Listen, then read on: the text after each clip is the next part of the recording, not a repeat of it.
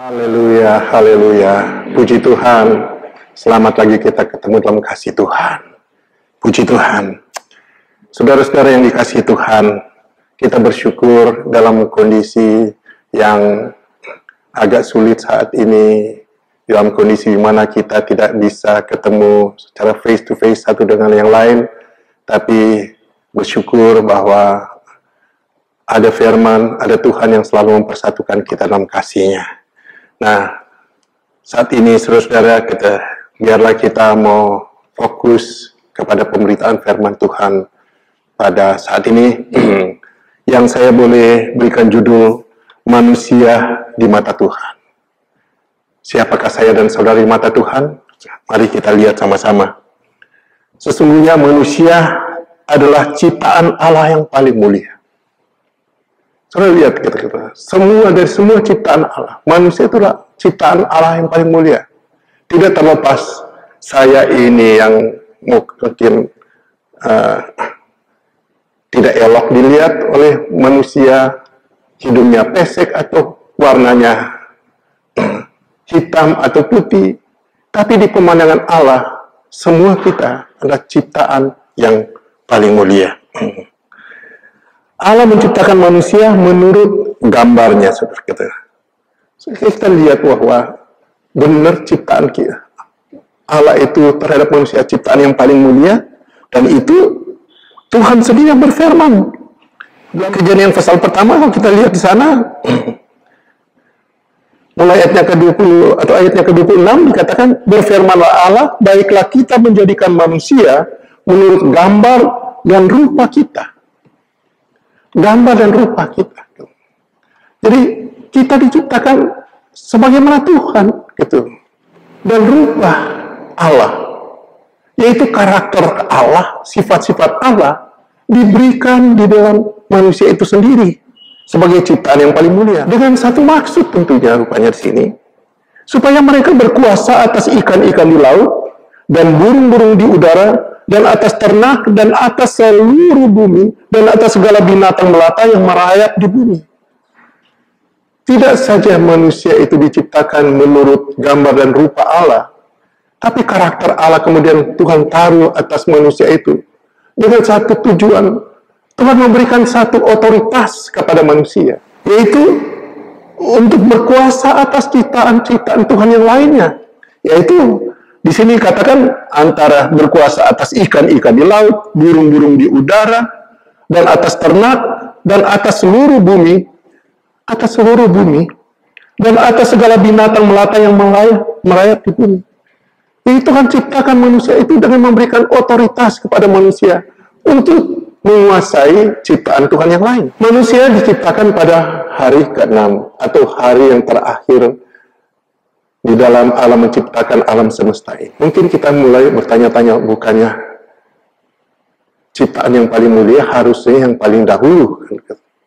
Sebab biasanya manusia itu mengutamakan mana yang lebih penting, itu yang didahulukan. Tapi manusia ciptaan Tuhan itu justru pada hari yang ke-6. Dengan maksud apa? Allah ingin semuanya apa yang dibutuhkan oleh manusia itu sudah tersedia lebih dahulu. Supaya begitu manusia itu ada, manusia tidak perlu mengalami satu kesulitan. Apa yang dibutuhkan oleh manusia itu sendiri. Itu sebabnya Allah menciptakan manusia pada hari yang terakhir penciptaannya. Allah sediakan dulu semua fasilitas yang dibutuhkan oleh manusia. Kemudian Allah ciptakan manusia itu sendiri. Jadi betapa berharganya manusia itu di mata Allah. Sekali lagi saya katakan, betapa berharganya manusia itu diciptakan oleh Allah di mata Allah sendiri.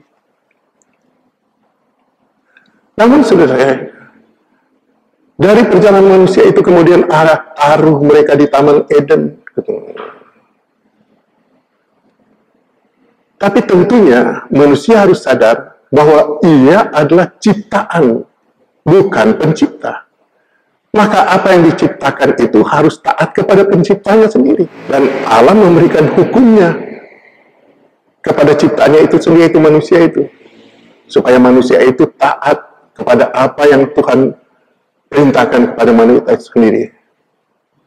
Nah, yang seperti kita semua tahu, bahwa di Taman Eden itu penuh dengan buah-buahan yang bisa dimakan oleh manusia itu sendiri sebagai makanan manusia itu sendiri, kecuali satu,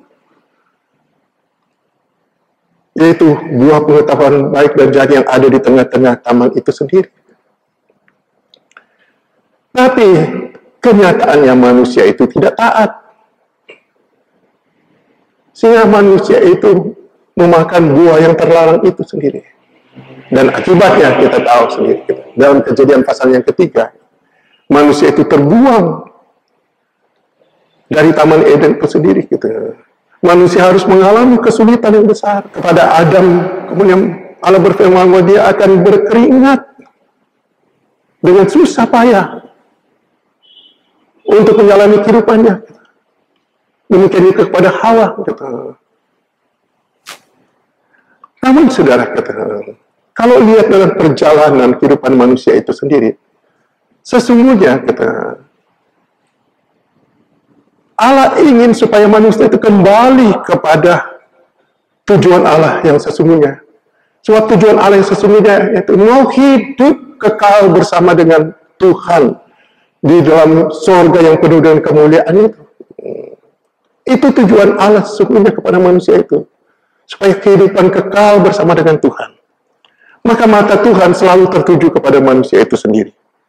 Sekalipun manusia sudah jatuh dalam dosa, tapi Tuhan selalu perhatikan. Tuhan terus datang dengan firman-Nya, agar manusia itu kembali kepada jalannya yang sesungguhnya.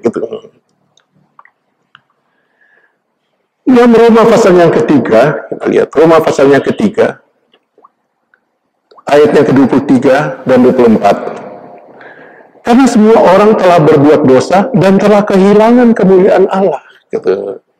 Setelah manusia jatuh dalam dosa, maka semua keturunannya telah menjadi berdosa dan telah kehilangan kemuliaan Allah. Itu sebabnya manusia kenapa sering mengalami rasa takut, mengalami banyak-banyak hal yang menakutkan, sakit penyakit, karena manusia telah berdosa. Dan kita tahu bahwa perasaan takut itu, penyakit itu bukan datang dari Tuhan, tapi itu pekerjaan iblis. Namun mata Tuhan selalu tertuju, karena tujuan Tuhan itu manusia supaya hidup kekal bersama dengan Tuhan. Ayat 24 berkata begini, dan oleh kasih karunia telah dibenarkan dengan cuma-cuma karena penebusan dalam Kristus Yesus. Nah, di sini kita lihat, oleh karena kasih karunia, bukan karena usaha manusia, tapi oleh karena kasih karunia. Sebab manusia tidak bisa membenarkan dirinya sendiri, selain Allah sendiri. Maka kalau kasih karunia dibenarkan dengan cuma-cuma karena penebusan dalam Kristus Yesus. Yesus sendiri, dia sebagai Allah, dia harus turun ke dalam dunia ini, menjadi serupa dengan manusia, untuk menanggung segala salah dan dosa saudara saya.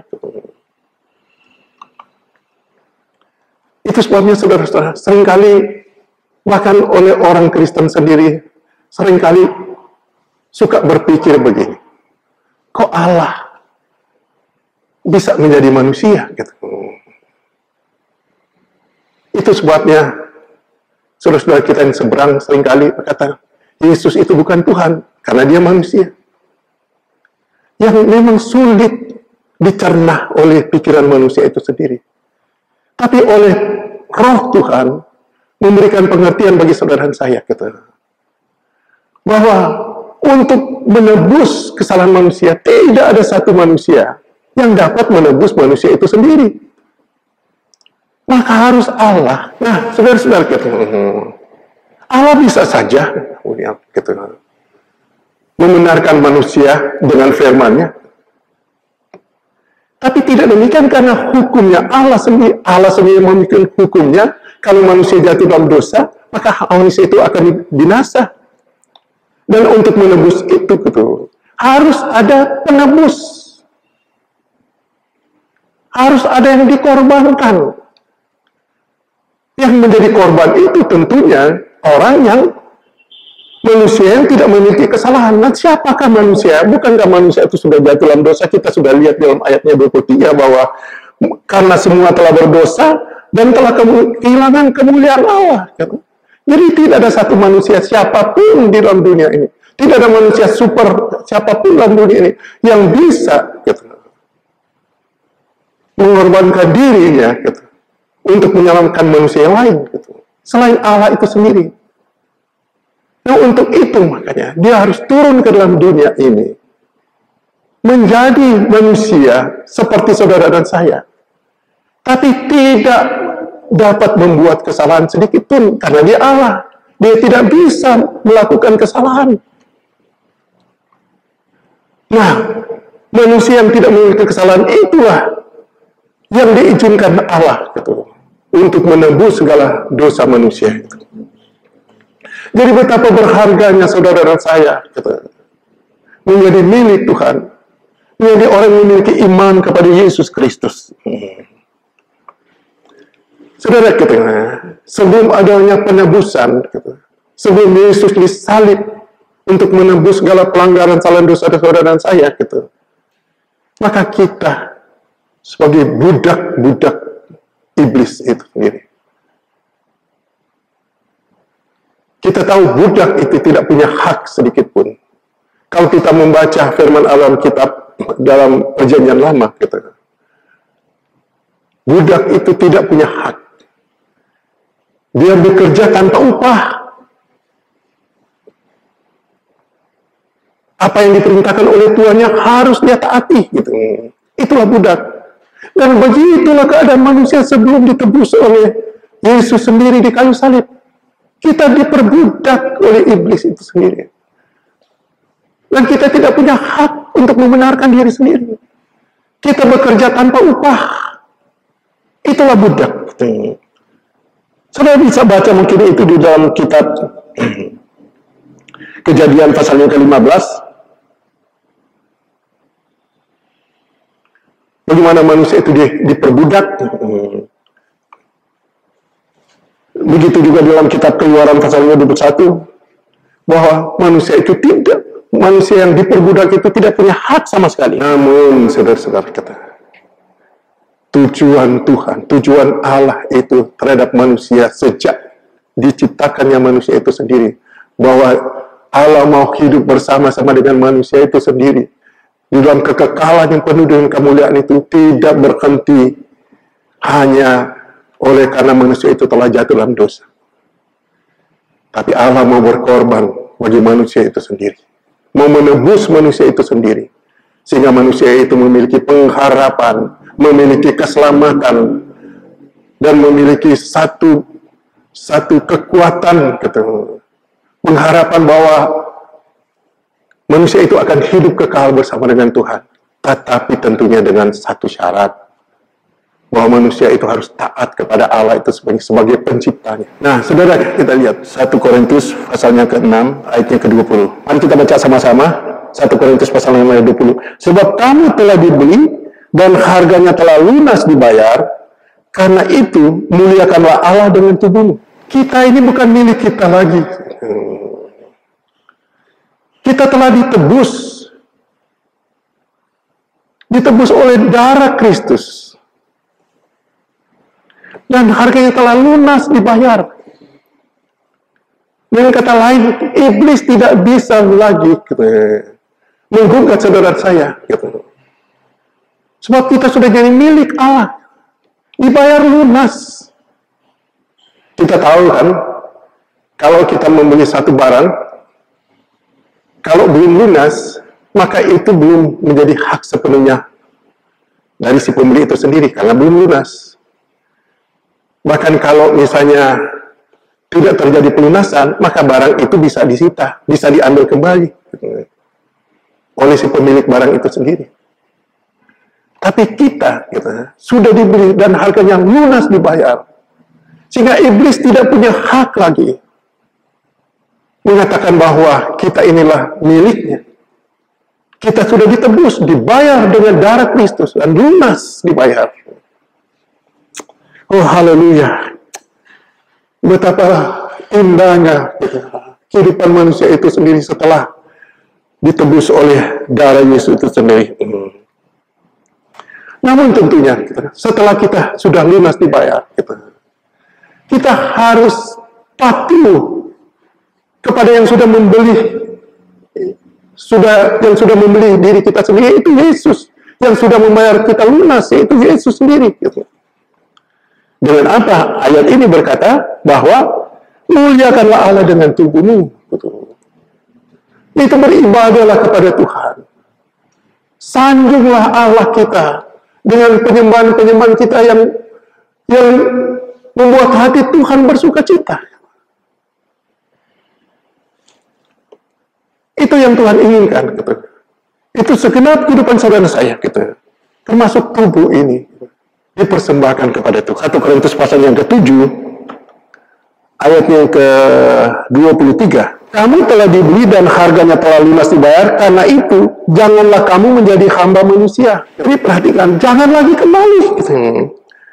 Seperti saya katakan tadi, kita ini sudah dibeli dan sudah lunas dibayar, maka kita tidak punya hak lagi atas diri kita sendiri.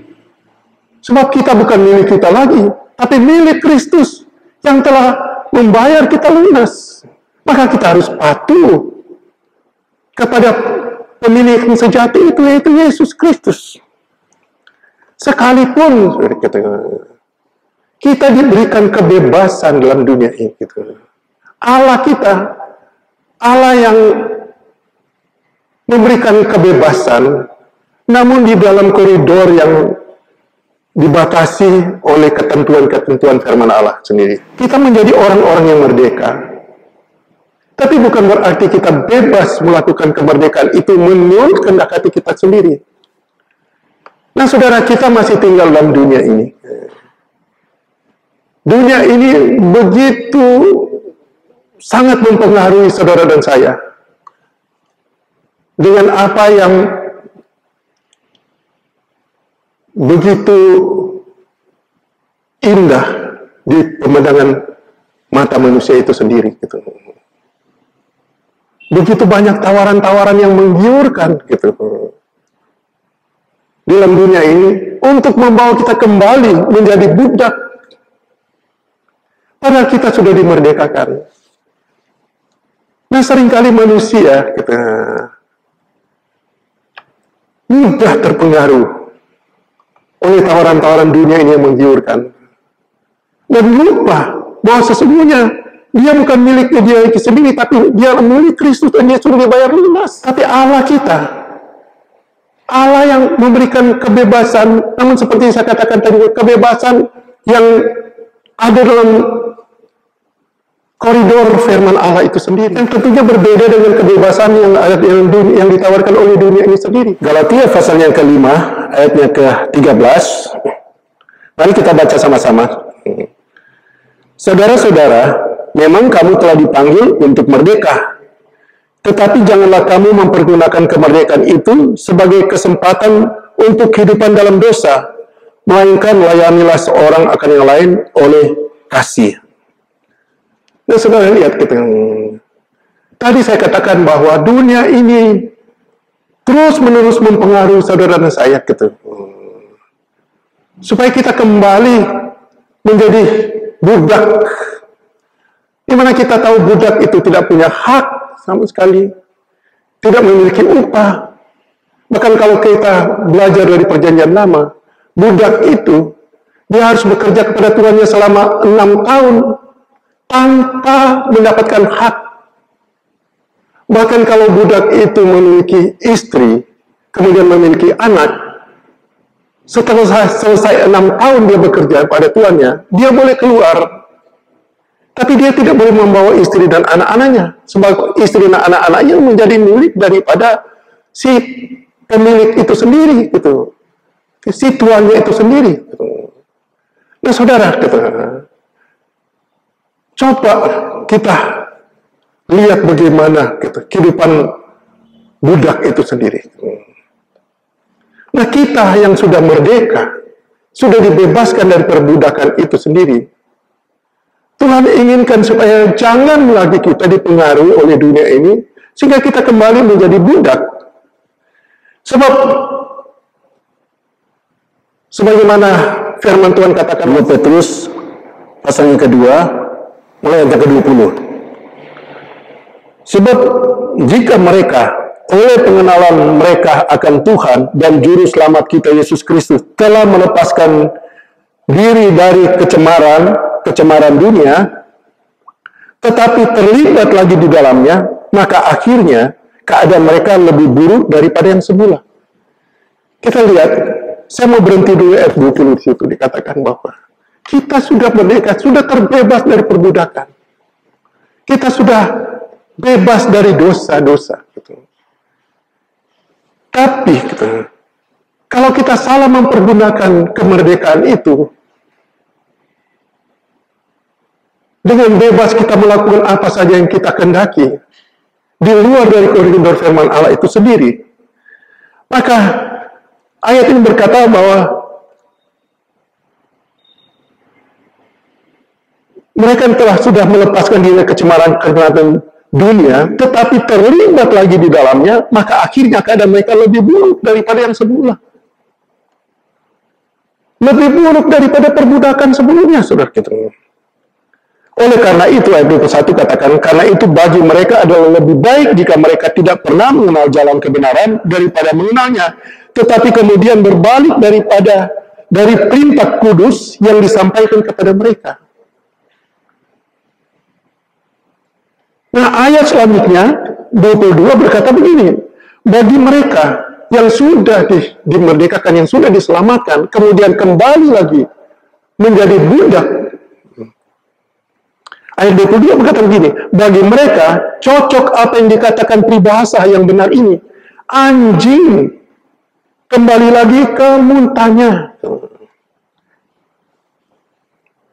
Anjing kembali menjilat muntahnya itu sendiri. Dan babi yang mandi kembali lagi ke kubangannya. Ini kalau manusia yang sudah merdeka, sudah lepas dari perbudakan, lantas mau kembali lagi, mau diperbudak lagi oleh ini, keadaannya seperti ayat 22 ini. Seperti anjing kembali ke muntahnya, dan babi yang kembali lagi, yang sudah mandi tapi kembali ke kubangannya. Nah, itu sebabnya firman Tuhan selalu datang mengingatkan kepada saudara saya, agar kemerdekaan sesungguhnya yang Tuhan sudah berikan, mari kita manfaatkan itu dengan terus ada persekutuan dengan Tuhan. Ada satu contoh lagi dalam firman Tuhan yang dalam Lukas pasal yang ke-15, mulai ayat ke-11 dan seterusnya. Kita tahu tentang cerita tentang anak yang bungsu ini. Hidup di dalam kelimpahan orang tuanya. Tapi mau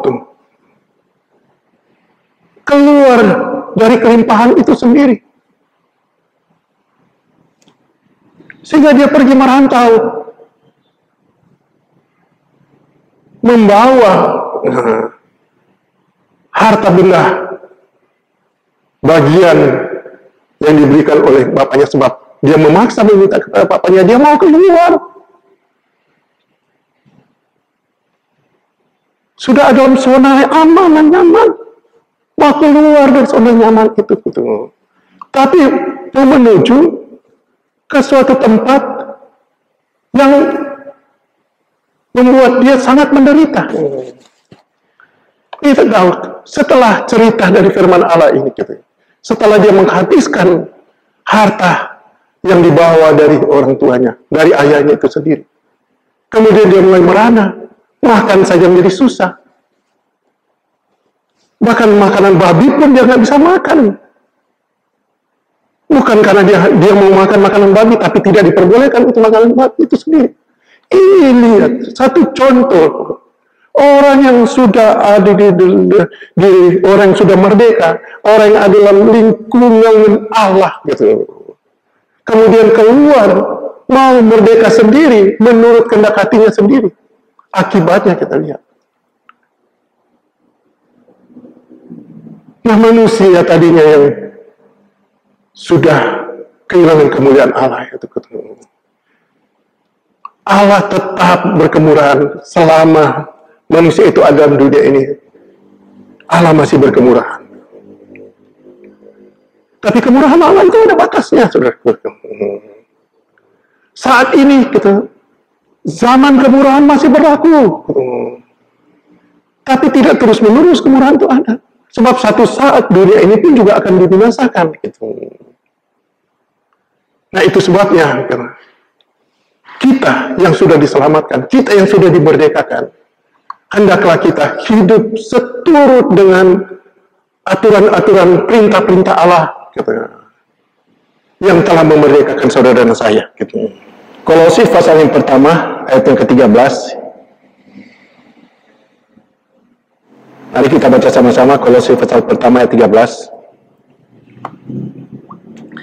Ia telah melepaskan kita dari kuasa kegelapan dan memindahkan kita ke dalam kerajaan anaknya yang kekasih.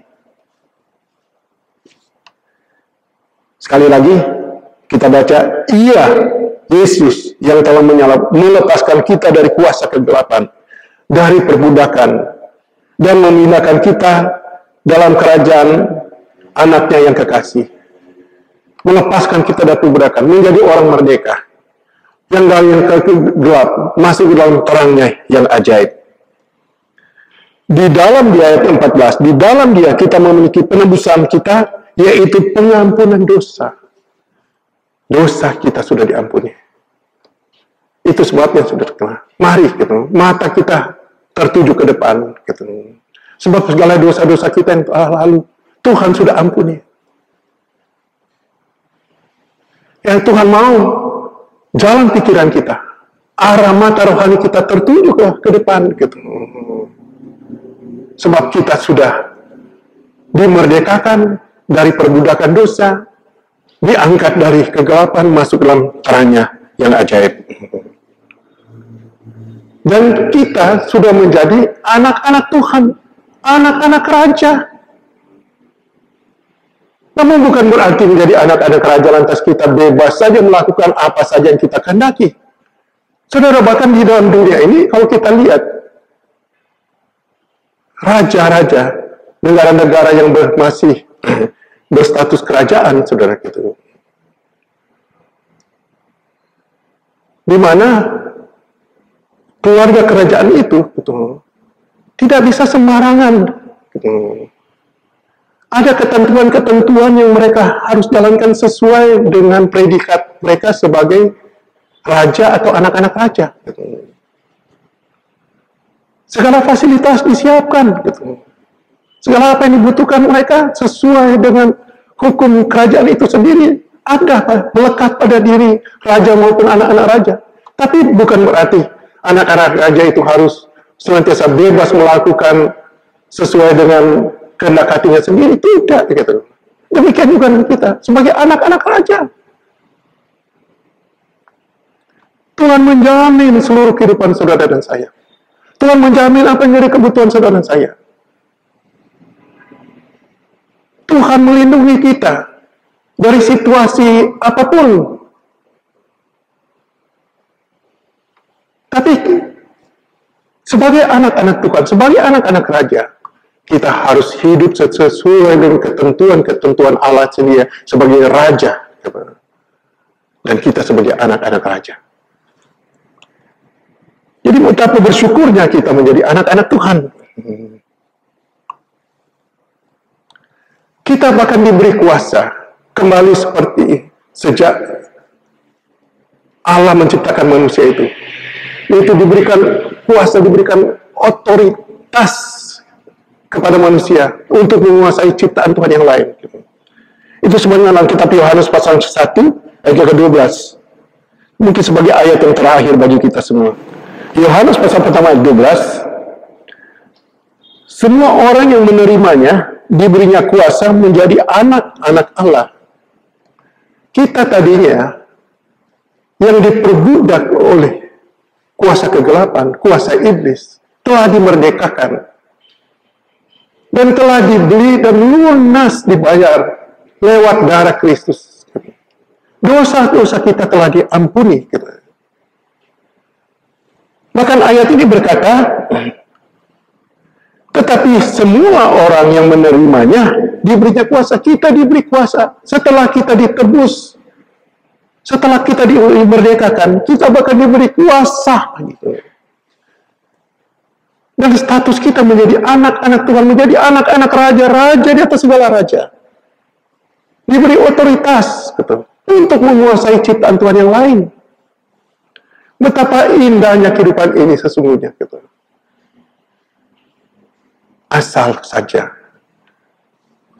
kita mentaat kepada Allah kita yang telah menyelamatkan saudara dan saya.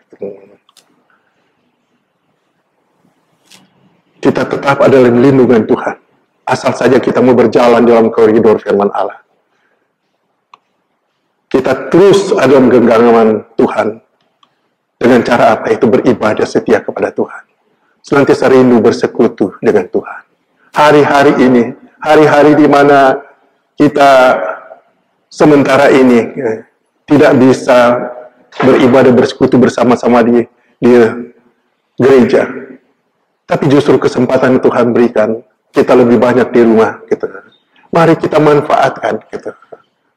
Akan kesempatan Tuhan berikan untuk lebih banyak tinggal di rumah, untuk bersekutu dengan Tuhan, untuk lebih banyak gitu, membaca firman Allah, untuk lebih banyak berdoa, gitu. Untuk lebih mengenal siapakah saudara dan saya di mata Tuhan. Bahwa sebagai anak-anak Tuhan diberi kuasa, diselamatkan, gitu, dan dipelihara oleh Tuhan. Tuhan kiranya memberkati saudara dan saya. Puji Tuhan.